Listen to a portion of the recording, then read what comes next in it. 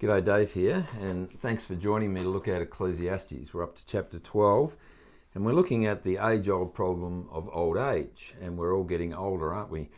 I've noticed as I've been looking at these videos, having uploaded and looked at them over the last month or so now, that I'm not looking any younger. There's a few wrinkles that I haven't seen before. There's a bit less hair than there used to be. There's bags around the eyes. I find I'm having to put these glasses on a bit more frequently. And the reality is none of us are getting younger, and youth is a time to focus on some really important things. Interestingly, youth tends to be the time when we indulge in trivia, but Ecclesiastes says now is the time, while you're young, to actually remember your Creator. And that's how he starts this chapter. He says, remember your Creator in the days of your youth, before the days of trouble come. Now, what are these days of trouble?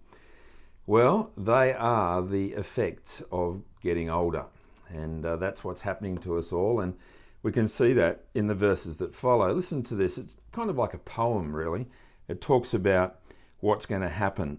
It says, remember your Creator in the days of your youth, before the days of trouble come, and the years approach when you will say, I find no pleasure in them. Before the sun and the light and the moon and the stars grow dark, and the clouds return after the rain. It's a picture of gloominess, of a poor outlook. When the keepers of the house tremble and the strong men stoop. When the grinders cease because they are few and those looking through the windows grow dim. I don't know if you've noticed it, but as many people grow older, they begin to stoop, their spine curves.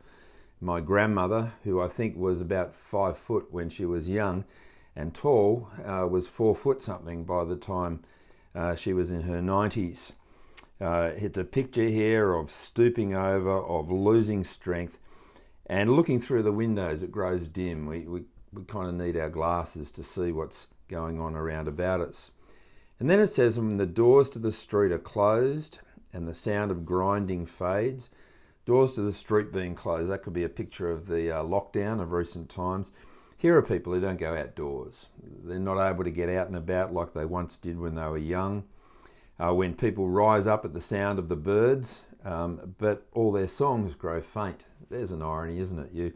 You're waking up at the time of or before dawn, before the birds have started to chirp, but you can't actually hear them because you haven't had time to stop and put your hearing aids in yet. When people are afraid of heights and of dangers in the streets, we live in fear. When the almond tree blossoms and the grasshopper drags itself along and desire no longer is stirred. A picture here of the tree in blossom, the time of spring, fertility, the time of lovers, and yet the grasshopper drags itself along and there's no sexual desire. And then finally, people go to their eternal home and mourners go about the streets.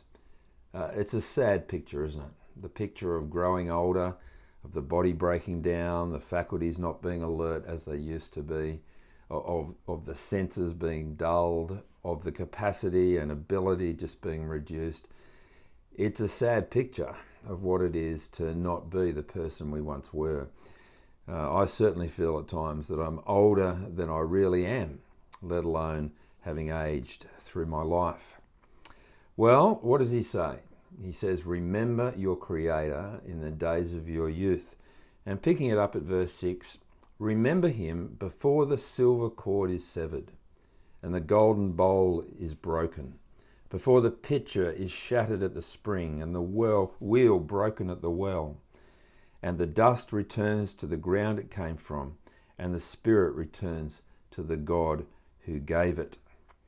See, the thing is, now is the time to remember God.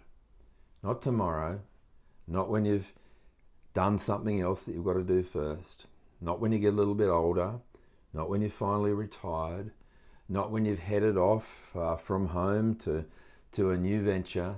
No, the time to remember God is today, now. It's important and it's urgent, and it should be a youthful thing to do. You see, there's a great problem with putting off relating to God. I've met people over the years who've said, yeah, look, I know I've got to sort out things with God, but not yet. No, I'll do it one day. And you just imagine They're putting it off and they're putting it off and they're putting it off. Will they get around to it? You see, the more practiced you are at putting something off, the easier it is to do. It's not the case, is it, that people become more flexible and more open to new ideas as they get older. I'm sure we've all noticed parents and grandparents, and maybe we see it in ourselves, that we become hardened in our ideas. So what makes us think that if we're not willing to give God the time of day now, that there'll come a time when we will? Don't put it off. See, the other danger, of course, in putting off, thinking about your Creator, working out where you stand with Him, and asking and fronting up to those big questions of life and death and heaven and hell and judgment, all of these mighty matters, is that we might not have the time to deal with it.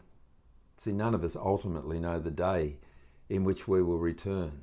From dust we came, to dust we will return, but when will it happen? Some people, of course, are able to plan for that day. Maybe getting a terminal illness is in some senses a gift to be able to prepare. But the reality is, even then, we don't know. We just don't. And let's not put off what is going to happen because we don't want to be caught out. But friends, I think there's an even deeper problem with the mindset that says, I'm going to live my life to the max, and then just at the last minute, I'm going to turn to my Creator. I'm going to go back to God on that day, at that time. You see, it assumes that to return to God, to remember your Creator, is actually a step out of life, away from pleasure, away from meaning, away from value and purpose. And what we've seen in Ecclesiastes is, in fact, it's actually the very place where you will find purpose and meaning, where you will receive joy and contentment. To come to God is a step into life, not away from life.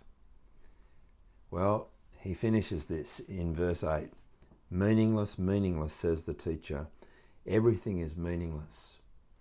Now at this point, I'm starting to wonder whether perhaps meaningless is the best translation of this word, havel.